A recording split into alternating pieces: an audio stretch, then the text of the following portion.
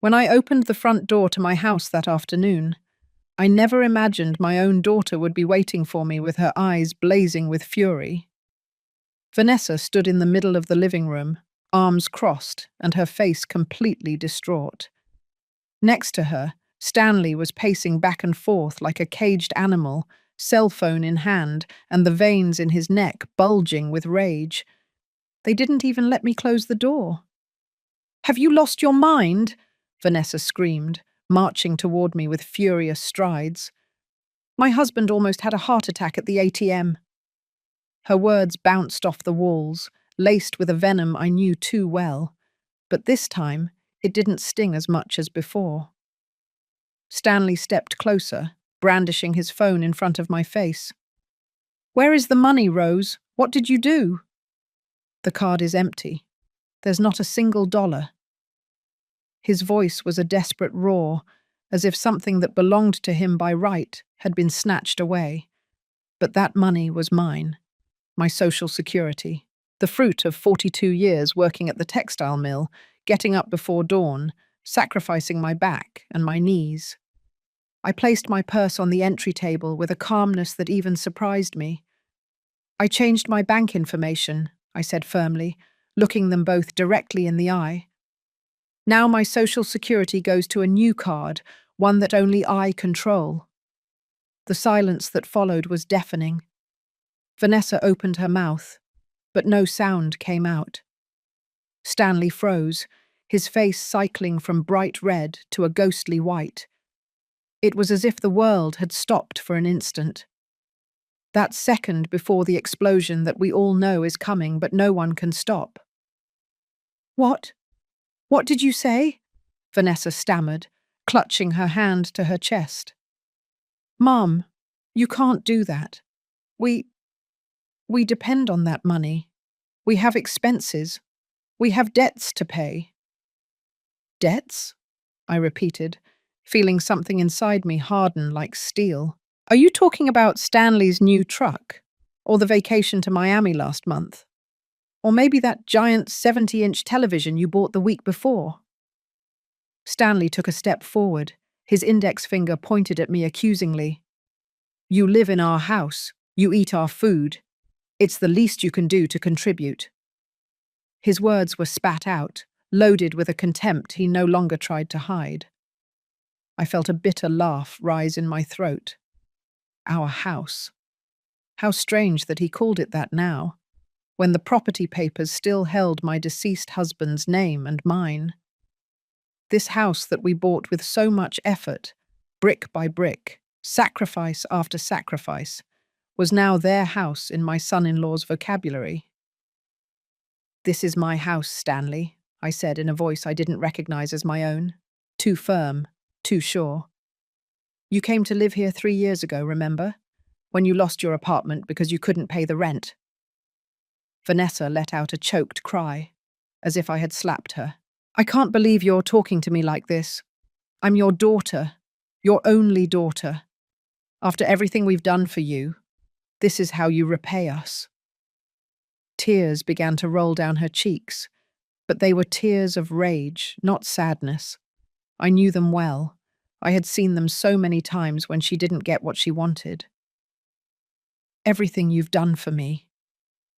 The words came out colder than I intended.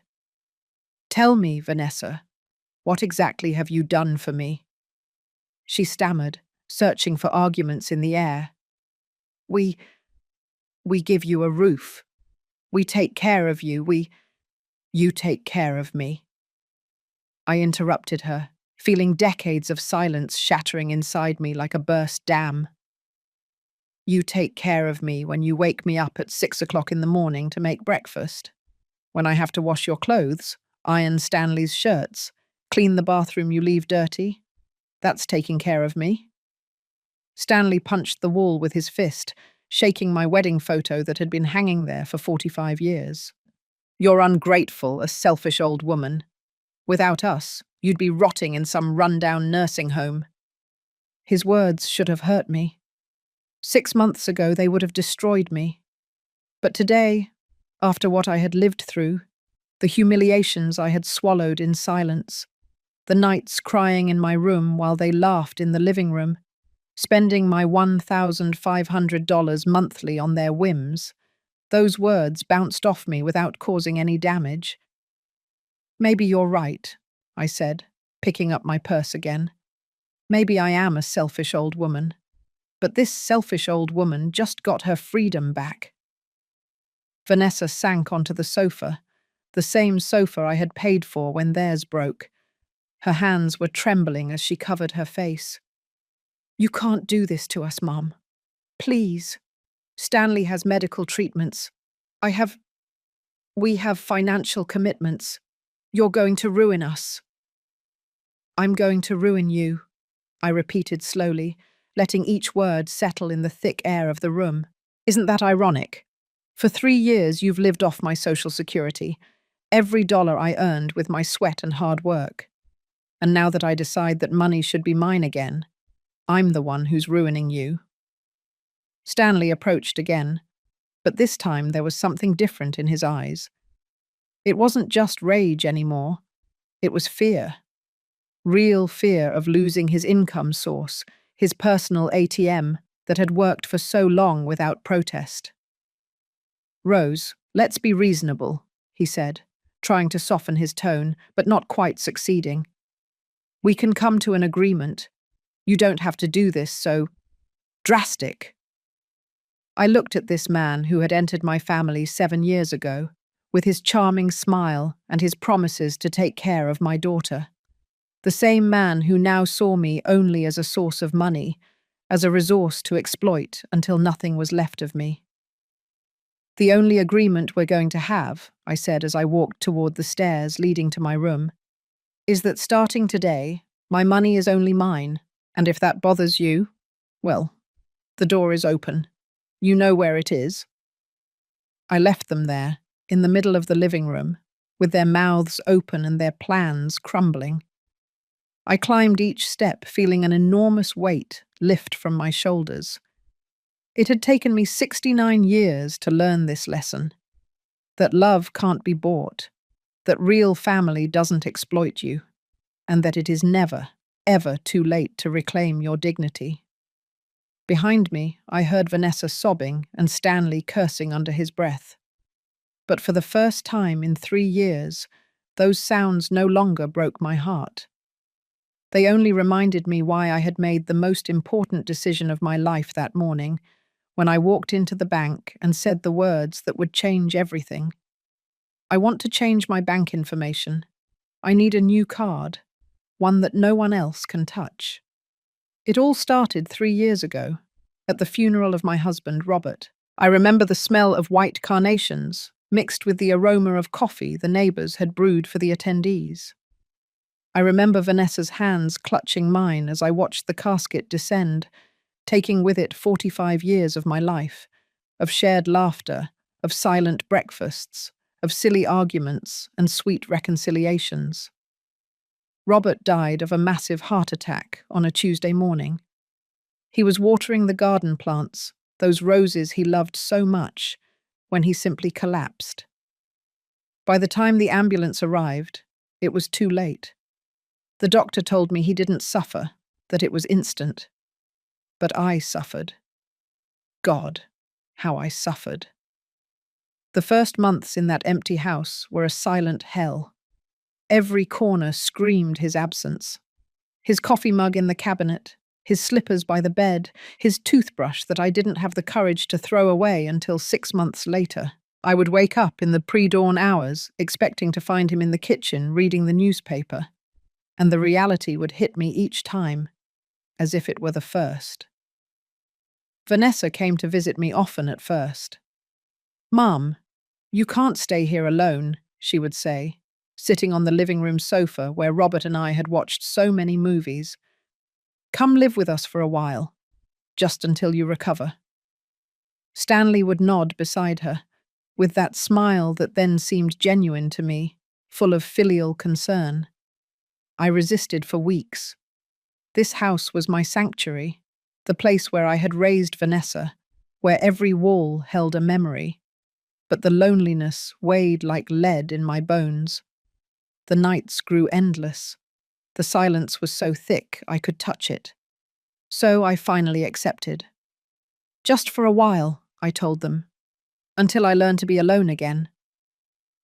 I packed 2 suitcases with the essentials: clothes, a few photos, the green knitted shawl Robert had given me for our 20th anniversary. I closed my front door with a knot in my throat, promising myself I would be back soon. How naive I was, how blind I was. The first months at Vanessa's place were bearable. She worked at a boutique downtown, and Stanley was supposedly looking for a job after being fired from the insurance company where he worked. I helped with the housework. I cooked, I cleaned. It made me feel useful, necessary. I thought I was contributing to the family while healing my broken heart. But things began to change subtly.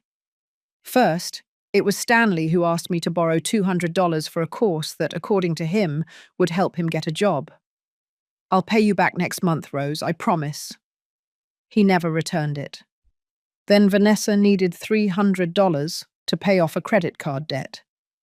"It's an emergency, Mum. If I don't pay, they'll charge me sky-high interest." I never saw that money back either. At first, I didn't care. They were my family, my only family. If my money could help them, why not? Robert always said that family came first, that money came and went, but blood ties were eternal. I believed those words as if they were gospel. One day, Stanley arrived with a proposal. "Rose, I've been thinking. It would be easier if your Social Security went directly into our account. That way we can manage the household expenses better. You won't have to worry about a thing. We'll take care of everything."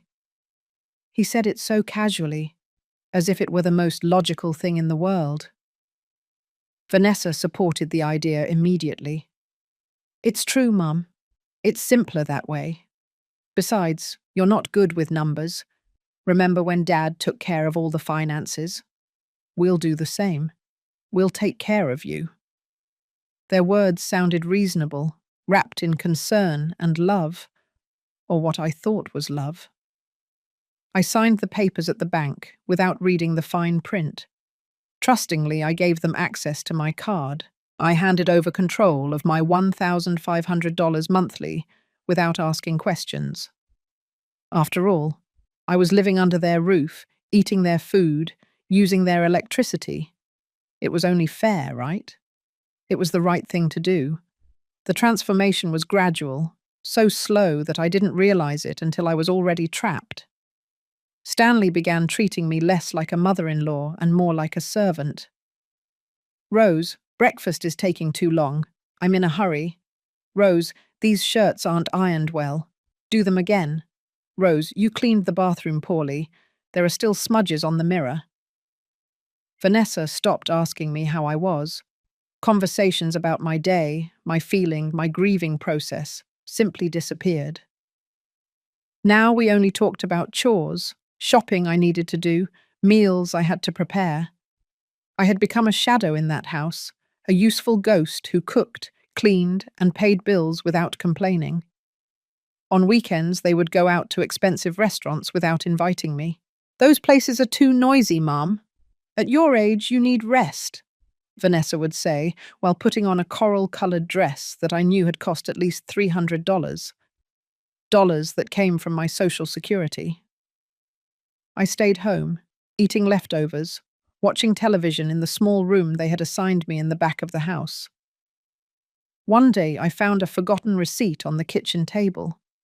It was from a jewelry store in the most exclusive mall in the city. Stanley had bought Vanessa a gold necklace for $1,200. My heart sank. While I wore the same worn-out clothes from years ago, while I denied myself basic treats like a new book or a pastry from the bakery I liked, they were indulging in luxuries with my money. I started paying more attention. The nights out, the new clothes that appeared in their closets every week, the sports car Stanley bought with his savings, even though he hadn't worked a single day in 2 years. It all fit together like a macabre puzzle. My Social Security wasn't being used for household expenses. It was funding a lifestyle they couldn't afford on their own. I tried to talk to Vanessa one night while we were washing dishes. Honey, I've been thinking that maybe I should go back to my house. Enough time has passed since your dad died. I need to learn to live alone. My hands trembled as I rinsed a plate. She looked at me with cold eyes, so different from the warm eyes of the child I had raised. Go back to your house? Mum, don't be silly, that house is neglected. Besides, how are you going to live alone at your age? What if you fall? What if you get sick? You're safe here. You're cared for here. But there was no love in her voice, only calculation. That night I cried in my small room, hugging the pillow to muffle the sobs. I missed Robert with an intensity that tore me in two. He never would have allowed this. He would have defended me. But Robert was dead, buried under cold ground, and I was alone, facing a reality I didn't want to accept. My own daughter, the baby I had nursed, the child whose scraped knees I had patched up after every fall, the teenager whose tears I had dried after every heartbreak, was using me. She was squeezing me like an inexhaustible resource, a source of money with no feelings, no dignity, no value beyond what I could provide economically. But I still didn't have the courage to do anything. I still clung to the hope that things would improve, that it was just a difficult phase, that the love we once shared would resurface. I lied to myself every morning when I woke up, every night when I went to bed. I swallowed the humiliation because the alternative was accepting that I had lost not only my husband, but also my daughter. Months passed and the situation only got worse. Stanley didn't even pretend to look for a job anymore. He would get up at noon, eat the breakfast I prepared without even saying thank you, and spend the rest of the day on the sofa, watching sports or playing video games. Vanessa would come home from work, and instead of helping me with dinner, she would shut herself in her room to talk on the phone with her friends about their next vacation. One Friday night, while I was cleaning the kitchen after they went out to dinner, I found the bank statement thrown in the trash can. I pulled it out with trembling hands and unfolded it under the lamplight. My eyes scanned the lines of expenses: restaurants, bars, clothing stores, spas, gyms. In a single month, they had spent $2,800. My Social Security was $1,500. The rest came from credit cards I didn't know existed, cards that were being paid with my money from the following month. I sat down in the kitchen chair, feeling the world spin around me. They were getting into debt, living beyond their means, and using my Social Security as a bottomless pit to cover their excesses. How much longer could this last? What would happen when I couldn't pay their debts anymore? Would they throw me out onto the street like an old rag that was no longer useful? That night, lying in my narrow bed, staring at the cracked ceiling of my small room, I made a decision. I needed to know exactly what was happening with my money. I needed to understand the magnitude of the problem before I could do anything about it. And above all, I needed to recover at least a little of the control I had lost over my own life. The next morning I got up before dawn, as always. I made coffee, set the breakfast table, cooked scrambled eggs and toast. Everything on autopilot, while my mind worked on a plan. I needed information. I needed proof. I needed to see with my own eyes the extent of the theft they were committing against me. When Vanessa and Stanley got up, I had already made a decision. I need to go to the bank today, I announced while pouring coffee. I have to sort out some matters regarding your father's account that I left pending.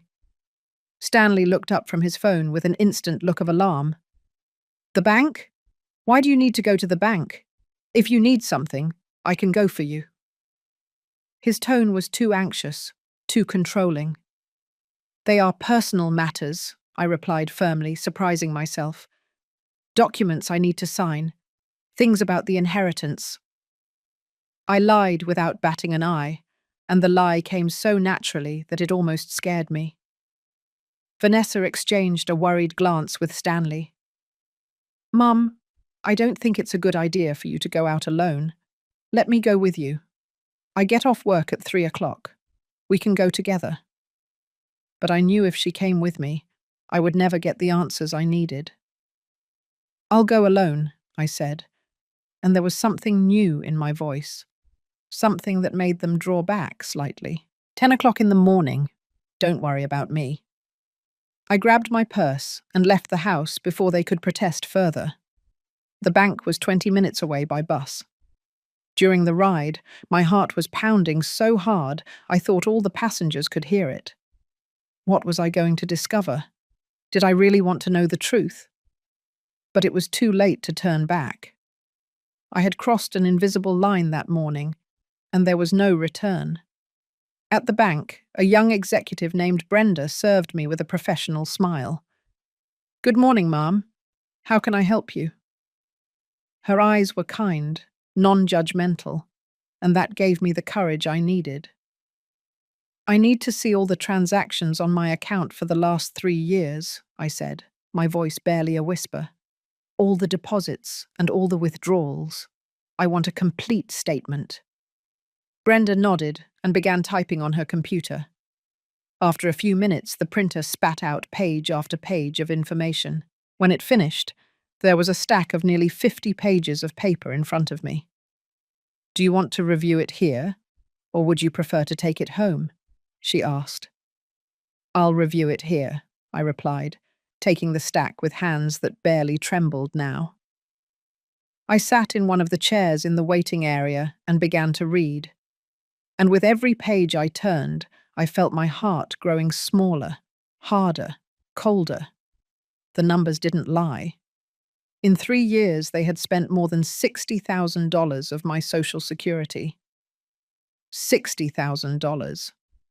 The money I had earned with 42 years of work, getting up before the sun, sacrificing my health, my knees that now creaked with every step, my back that ached every night. I saw $500 withdrawals at electronics stores, $800 at luxury restaurants, $1,000 at a jewelry store, $2,000 at a travel agency, purchases and more purchases, luxuries and more luxuries, all paid for with my effort, my pain, my dignity. But the worst wasn't the big expenses. The worst were the small details that revealed the true nature of their betrayal.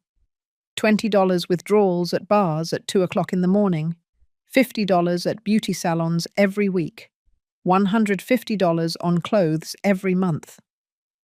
While I wore the same 3 worn dresses I had brought from my house, while I refused to buy medication for my arthritis because I didn't want to be a burden, they were walking around in new clothes and perfect manicures. Brenda approached after an hour, a look of concern on her face. "Are you all right, ma'am? Can I get you a glass of water?" It was then I realized that tears were rolling down my cheeks without me noticing.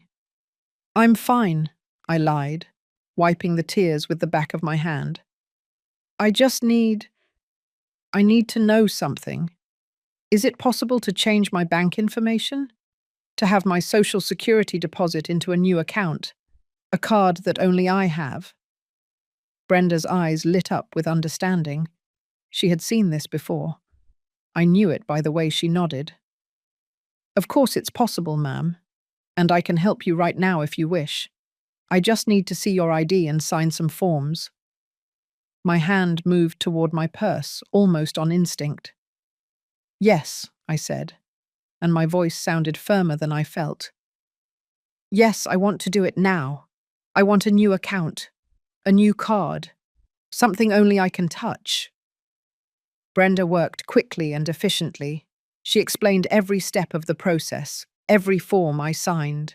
In less than an hour, I had a completely new account, with a card that would arrive at my address in 5 business days.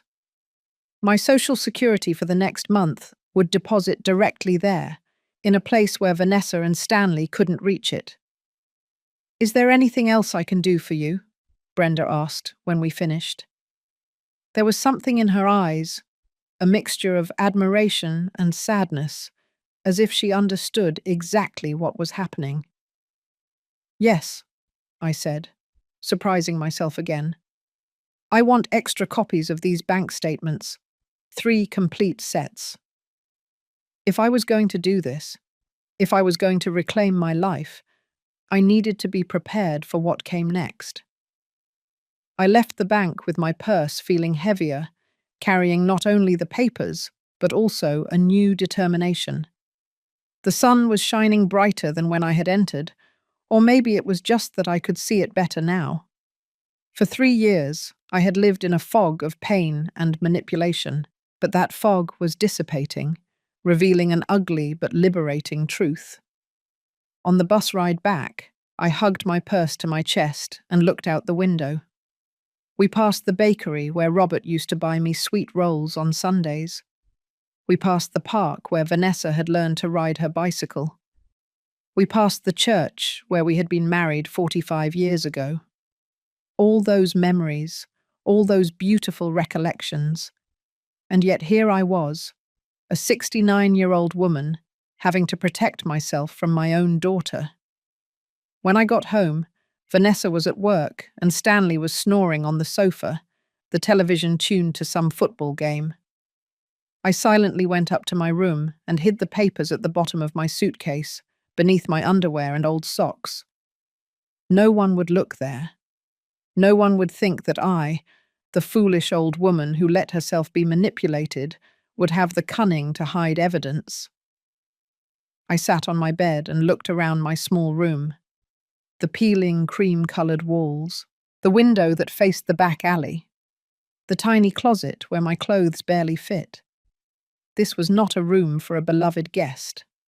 It was a servant's quarters, a place to keep the employee who cooked, cleaned, and paid the bills.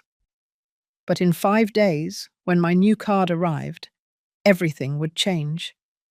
In 5 days, I would begin to recover not only my money, but something much more valuable.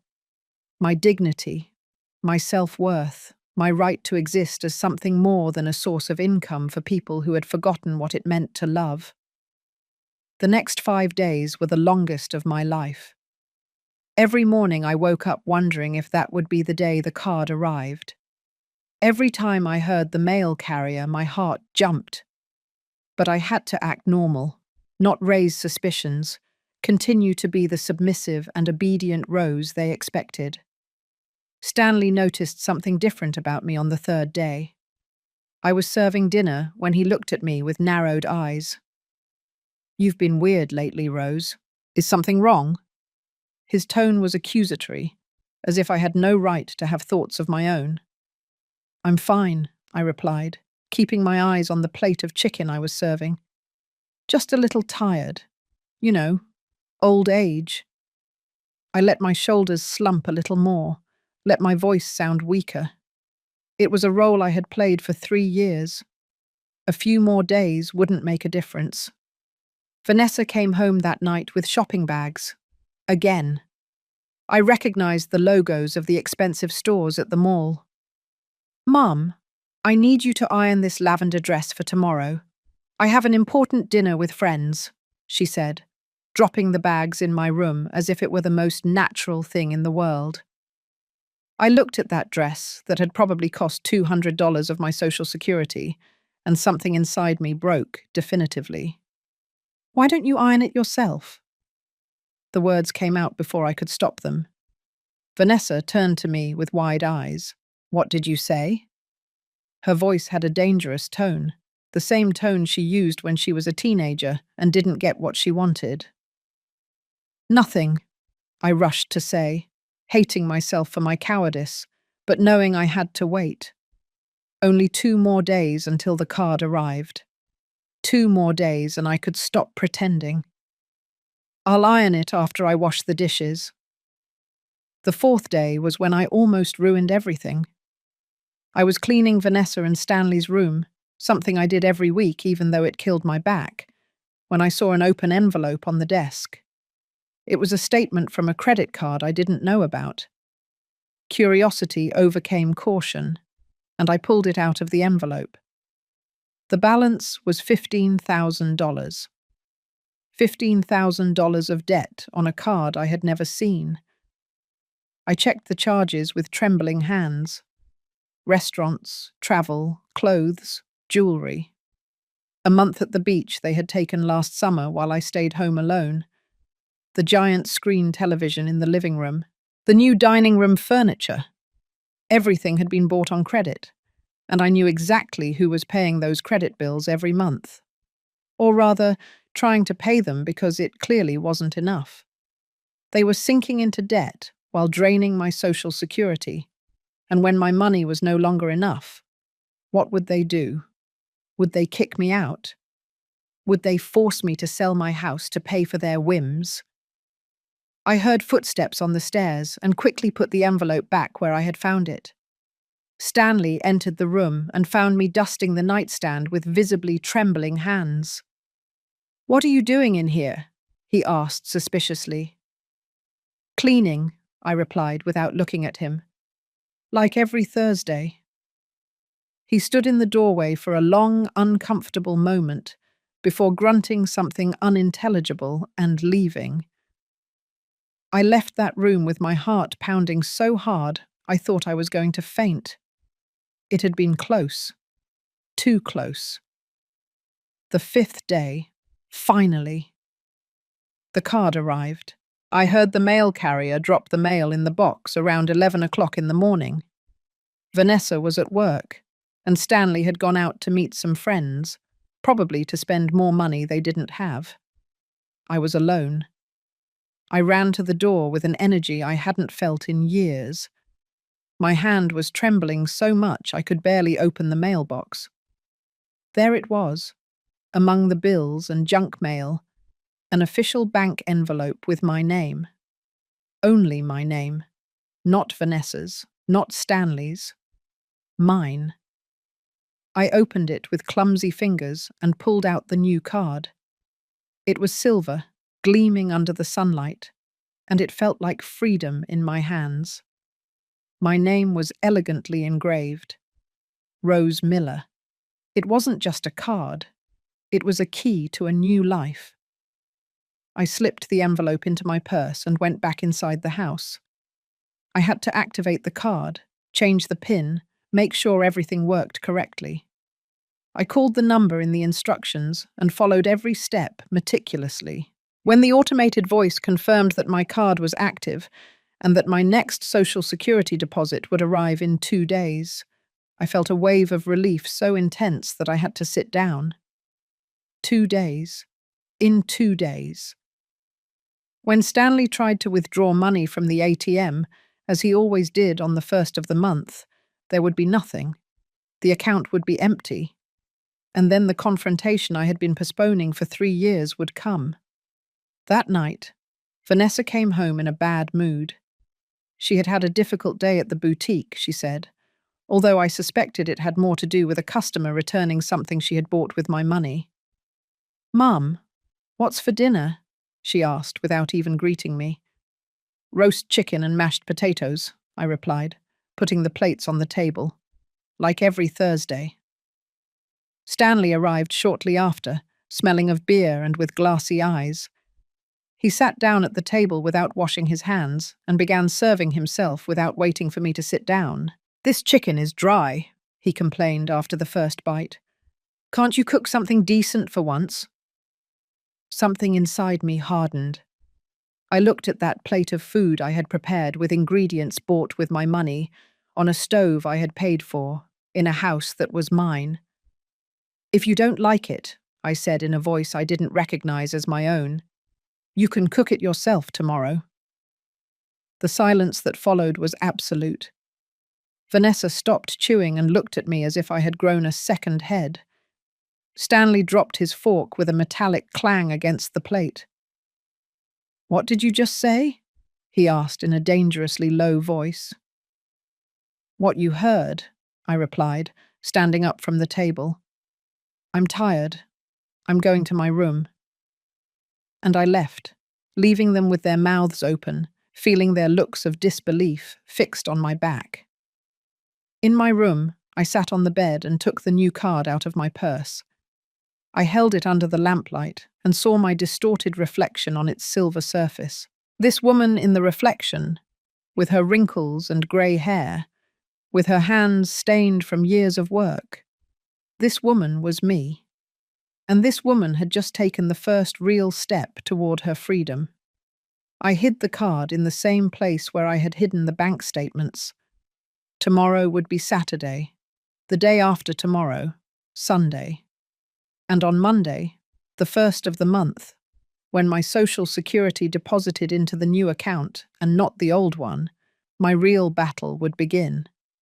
But this time, I wouldn't be fighting empty-handed. This time, I would have something they had underestimated for too long, my own will to survive. I went to bed that night with a mixture of fear and anticipation. I knew what was coming would be ugly, painful, probably devastating. But I also knew there was no other option. I had reached the end of a road, and the only possible direction was forward, toward the light, toward freedom, even if the price was losing the only people I had left in this world. Because in the end, what value did those people have if they only saw me as a means to finance their lives? What kind of love was that which only existed as long as the money flowed? The time had come to find out if there was anything real left beneath all that greed, or if I had lost my daughter much earlier than I wanted to admit. The weekend passed in a strange tension. Vanessa and Stanley barely spoke to me. They ate in silence when I was present, or they just shut themselves in their room with food they bought out. The house felt like a minefield where any movement could detonate an explosion. But I had made a decision, and I wasn't going to back down. For the first time in 3 years, I bought food only for myself. I put my things on a separate shelf in the refrigerator with a note that said, Rose. I felt ridiculous doing it, like a distrustful roommate, but it was necessary.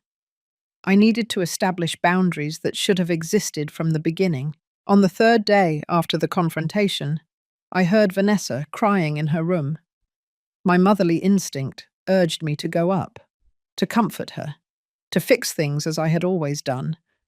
But I forced myself to stay seated in the kitchen, drinking my tea, reminding myself that comforting her now would be surrendering.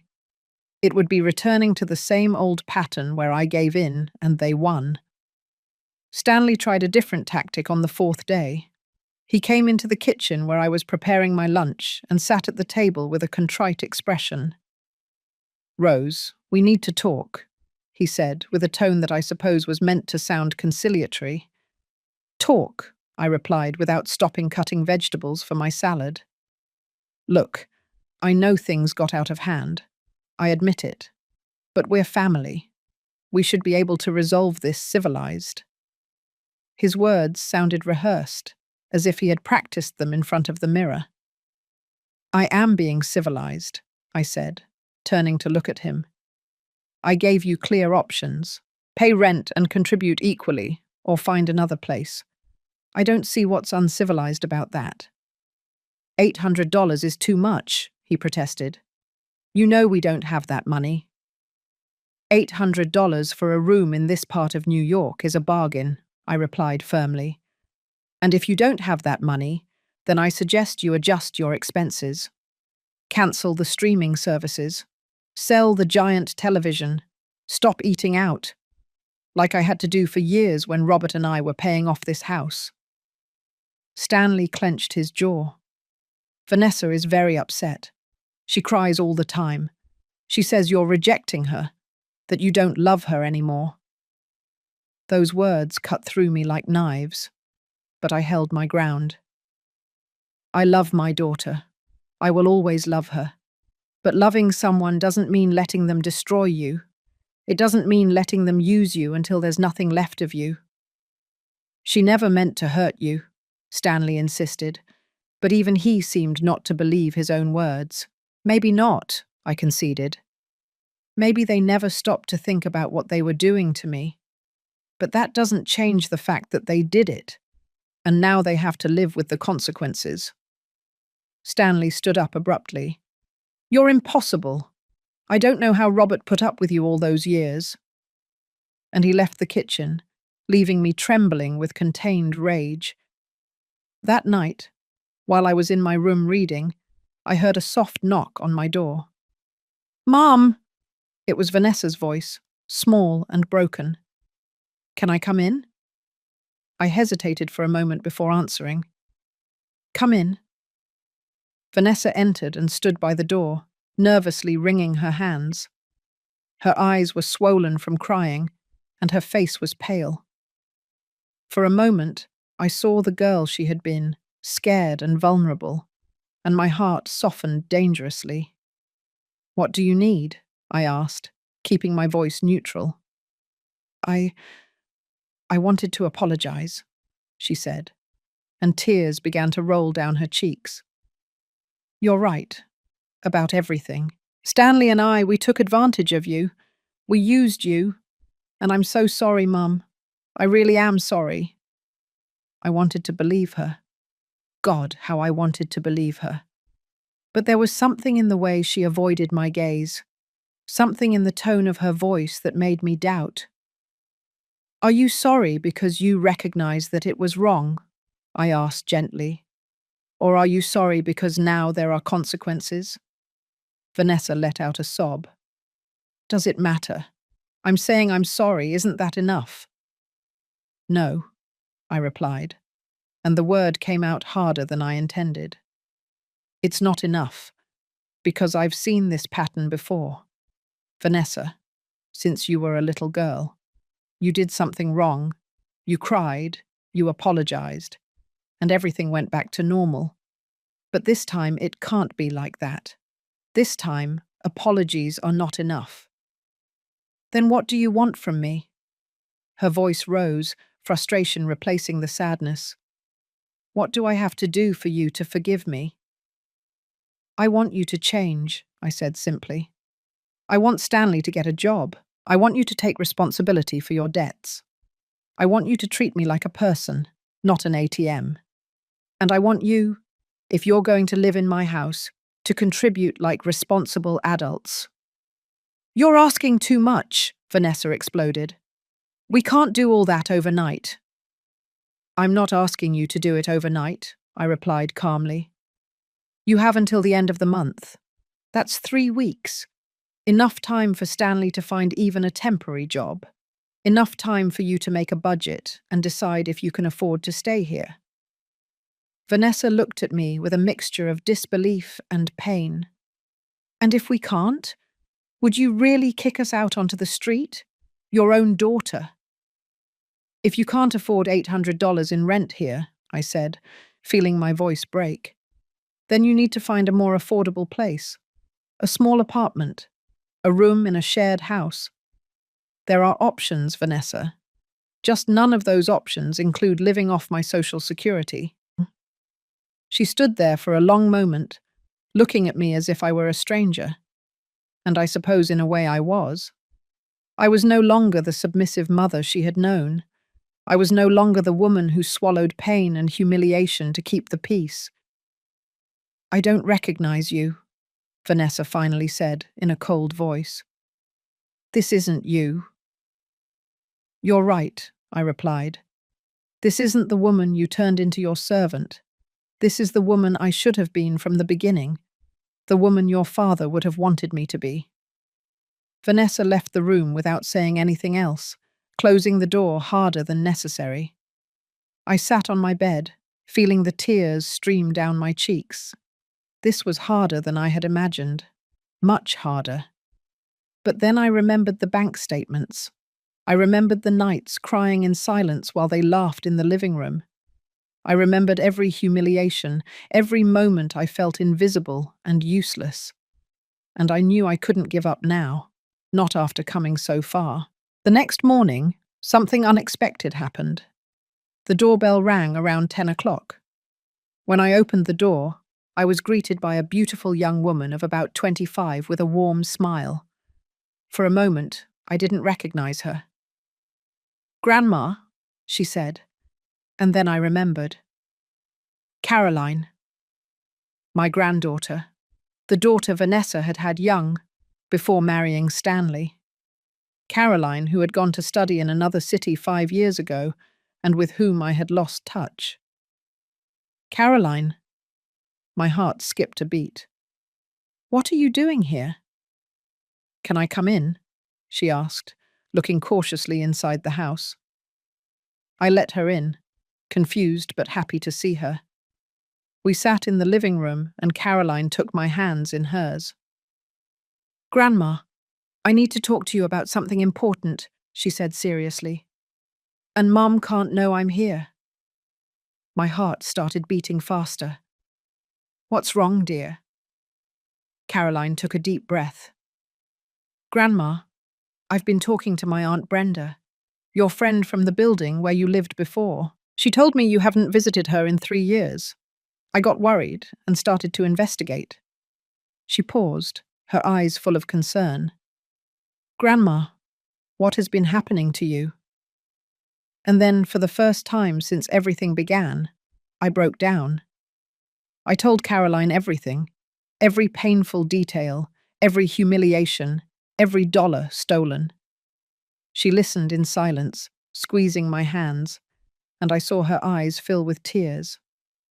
I knew something was wrong, she said when I finished. Mum always made excuses when I asked about you.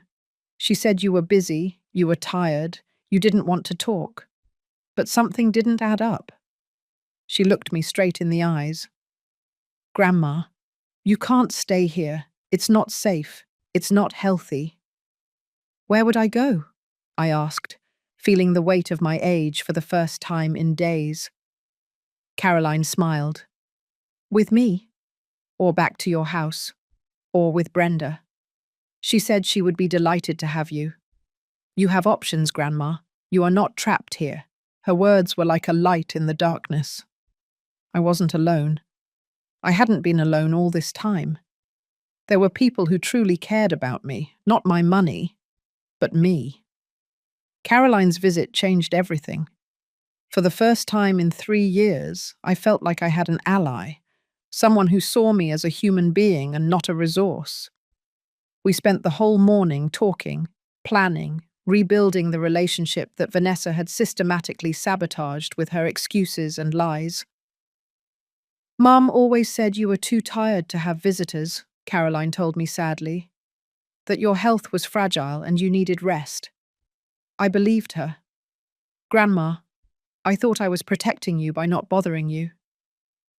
I was never too tired for you, I said, squeezing her hands. Vanessa kept you away from me because she knew you would see what was really happening. You were always more observant, more critical of her decisions. Caroline nodded slowly. I always had my doubts about Stanley. From the day Mum introduced him, I didn't like something about him. The way he talked about money, about success, as if they were the only important things in life. She paused. Do you know he asked me for money once? 2 years ago. $200 that he said he urgently needed. I had just started working, and it was all I had saved. Did you give it to him? I asked, although I already knew the answer. Yes, she admitted shamefully. And he never paid me back. When I reminded him months later, he got angry. He said I was selfish, that families should help each other without expecting anything in return. That's when I started to distance myself. I stopped coming as often, and Mum did nothing to stop it. We were so absorbed in our conversation that we didn't hear Vanessa come down the stairs. Her voice startled both of us. Caroline, what are you doing here? Caroline stood up slowly, facing her mother with an expression I had never seen before. It was one of disappointment, mixed with contained anger. I came to see my grandmother, Mum. Something I should have done a long time ago. Vanessa cautiously entered the living room. I don't understand. I told you Grandma was fine. Why didn't you call me before you came? Because Brenda told me some interesting things, Caroline replied firmly. About how Grandma hasn't visited her own house in 3 years. about how you stopped answering my calls when I asked about her, about how every time I wanted to come, you made excuses. Vanessa's face paled. I was just protecting her. Your grandmother has been having a difficult time since Grandpa died. She needed space. She needed space, Caroline repeated incredulously. Or you needed no one to find out what you and Stanley were doing to her. What is that supposed to mean? Vanessa's voice rose defensively. It means I found out everything, Mum. Caroline crossed her arms. Grandma told me about the money, about how you treated her, about how you turned her into your maid while emptying her bank account. Vanessa looked at me with eyes full of betrayal. You told her? Her? Why would you do that? To turn her against me? I didn't turn her against you, I replied wearily. You did that yourself with your actions. Caroline came here worried about me, and I told her the truth. Something I should have done a long time ago. Stanley appeared at that moment, still in pajamas, even though it was nearly noon. What is all this fuss about? He asked irritably. Then he saw Caroline and his expression changed. Oh, you? Yes, me, Caroline said coldly. The family member you prefer to keep away. Now I understand why. Look, kid, Stanley began condescendingly, you don't understand the full situation. Your grandmother is confused, mixing things up. I am not confused, I interjected before Caroline could respond, and I have all the bank statements to prove every word I said. I got up and went to my room, returning with the copies I had saved. I handed them to Caroline. Read for yourself. Caroline took the papers and began to review them. I saw her eyes widen with each page, her jaw tighten, her hands begin to tremble slightly. When she finished, she looked at her mother with an expression I had never seen on her face. It was pure disgust. $60,000, she said in a trembling voice. In 3 years. Mum, how could you? She's your mother. She raised you alone after my biological father left. She worked 2 jobs to give you a good education. And this is how you repay her. You don't understand, Vanessa said, the tears starting to flow. We had debts, problems. She wanted to help. She wanted to help, or you manipulated her into giving you access to her money. Caroline threw the papers onto the table. I saw the charges. Mum, expensive restaurants, jewelry, vacations, designer clothes, while Grandma was living in a room the size of a closet and wearing the same worn-out clothes.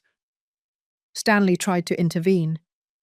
Listen, Caroline, this is an adult matter.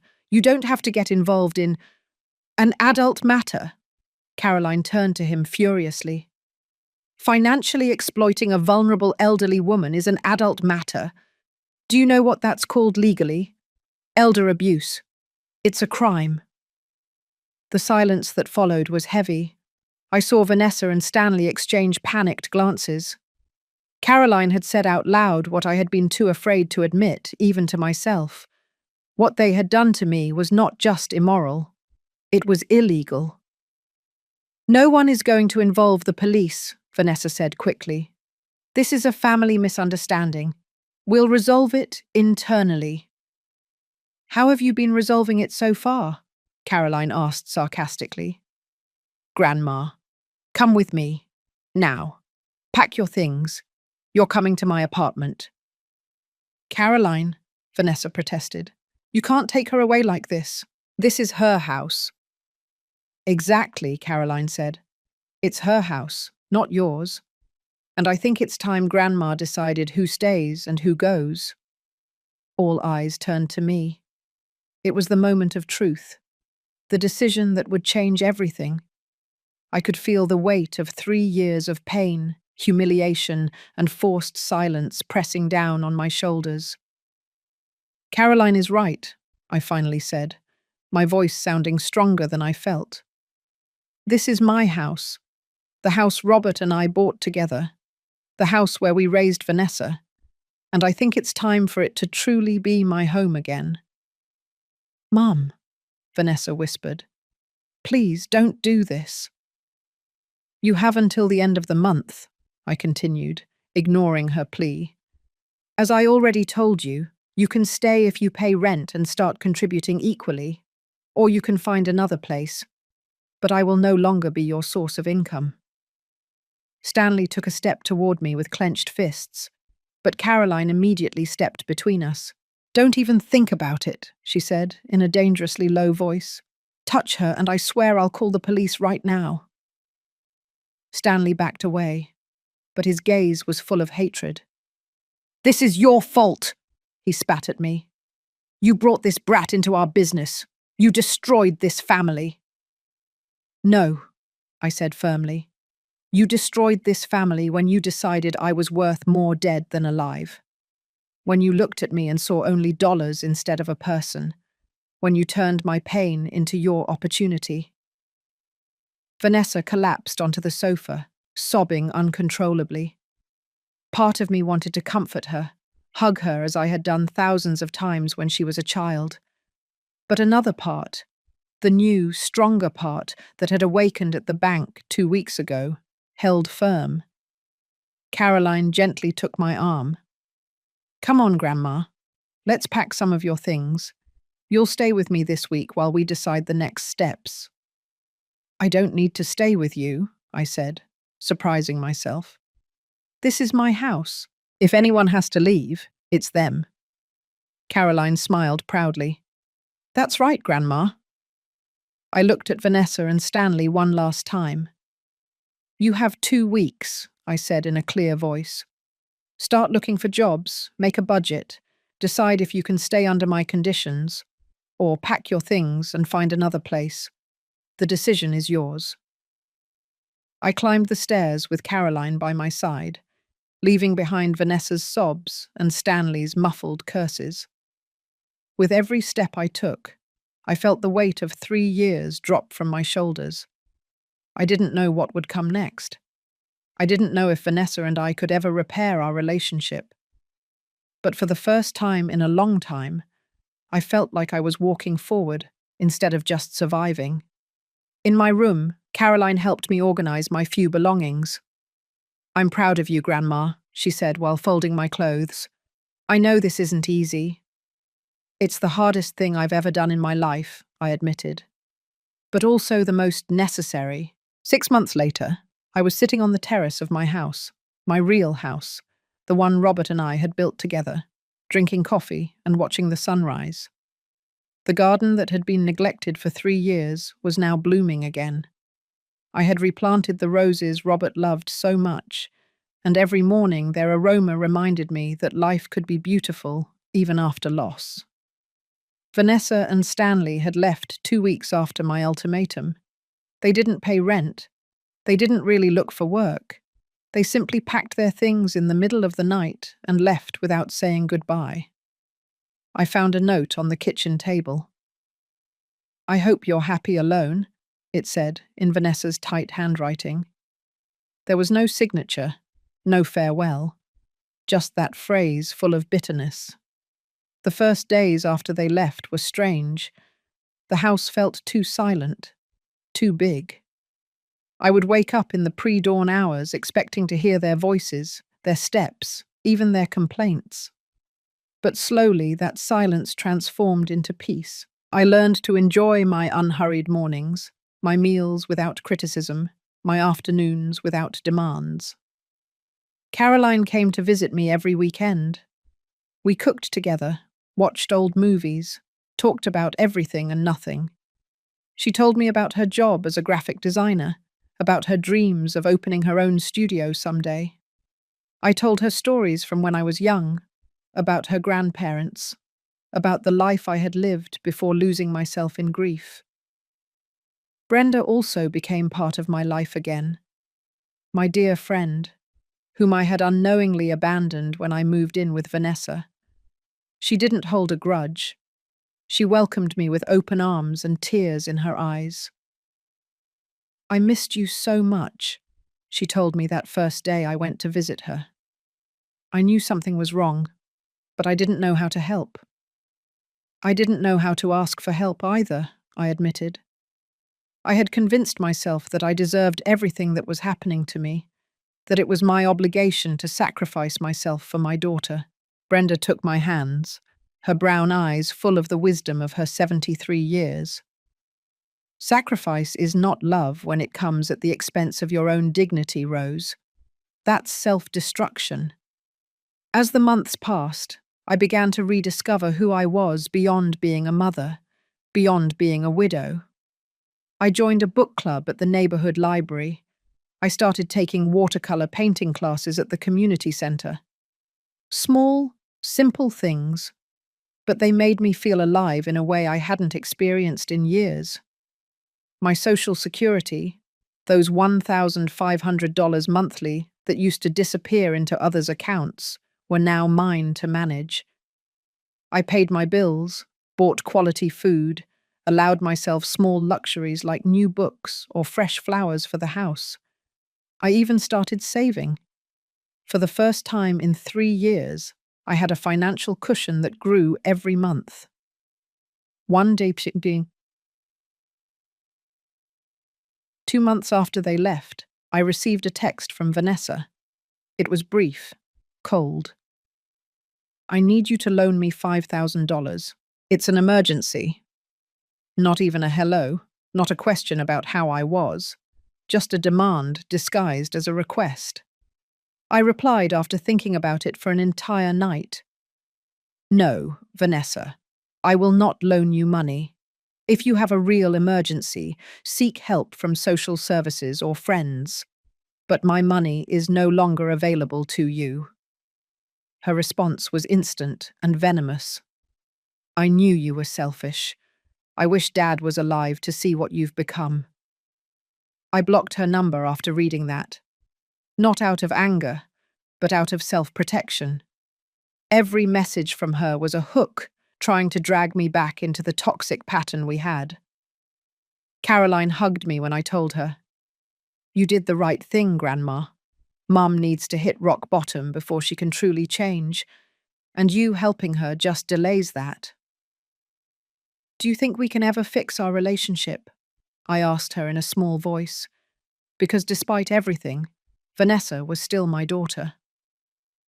Caroline thought about it for a moment. Maybe, but only if she truly recognizes what she did. Not just empty apologies because she needs something. A real recognition of the damage she caused. And that might take years, Grandma, or it might never happen. I learned to live with that uncertainty. Some days were harder than others. I would see mothers and daughters walking together in the park and feel a pang of pain. I would hear Brenda on the phone with her children and wonder if I would ever have those conversations with Vanessa again. But then I would look around my house, truly mine now, filled with things I had chosen. I would look at my bank account with its growing balance. I would look at the watercolor paintings I had created, imperfect, but made with love. And I knew I had made the right decision. One spring afternoon, while watering Robert's roses, I heard someone knocking at the door. When I opened it, I found Vanessa standing on the step. She looked different, thinner, with deep circles under her eyes, without the perfect makeup she always wore. Her clothes were simple, worn. "Hi, Mum," she said in a trembling voice. "Vanessa." My voice came out colder than I intended, but it was an automatic defense mechanism. Can I come in? I just want to talk. I promise I didn't come to ask for anything." Her eyes were filled with genuine tears, so different from the manipulative tears I had seen before. I let her in, even though every instinct screamed at me to be cautious. We sat in the living room, with a considerable space between us on the sofa. "Stanley and I separated," Vanessa began, looking at her hands. 2 months ago. It turned out he had more debts than I knew. Gambling debts. We lost the apartment we were renting. I'm living with a friend now. I got a second job. I'm trying to pay off everything we owe. I waited in silence, without offering solutions, without trying to fix her problems. I didn't come to ask for money, she continued. I came to tell you that you were right. About everything. I used you. I treated you horribly. I took advantage of your grief after Dad's death and turned you into something you weren't. I took away your dignity. The tears were rolling freely now. And I'm sorry. God, Mum, I'm so sorry. Why now? I asked gently. Why come and tell me this now? Because I hit rock bottom, she admitted. Because I lost everything. Because I finally understood what I did to you when someone did the same thing to me. She looked up, her red eyes meeting mine. Stanley left me with nothing, Mum. Exactly like I left you. And when I felt used, discarded, invisible, I finally understood. We stayed in silence for a long moment. Part of me wanted to hug her, forgive her immediately, go back to being her protective mother. But the wiser part, the one that had fought so hard to emerge, knew that true forgiveness required more than words. I appreciate your apology, I finally said. I really do. But apologies are only the beginning. Vanessa, I need to see real change. I need time to heal. I need to know that you won't look at me again as a solution to your problems. I understand, she nodded. I don't expect you to forgive me today. I just wanted you to know that I finally get it, and that I'm going to work on being better, not for you, but for me. We talked for 2 hours that day. It was painful, honest, raw. I told her how I had felt during those 3 years. She told me about her own fears and weaknesses that had led her to justify her actions. We didn't end up as best friends. We didn't hug and promise that everything was fixed. But it was a beginning. When she left, I sat again on my terrace, holding my now cold coffee. The sun was setting, painting the sky orange and pink. Robert's roses swayed gently in the breeze. I didn't know if Vanessa and I would ever recover what we had lost.